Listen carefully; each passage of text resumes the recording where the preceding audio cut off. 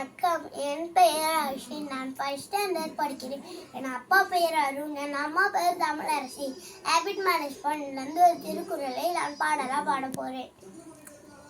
ஓம் தன்னைத்தான் காதலன் ஆய் எனைத்தொன்றும் துணக்க தீவினைப்பார் தொலைந்திடுங்க தீயத நினைப்பார்.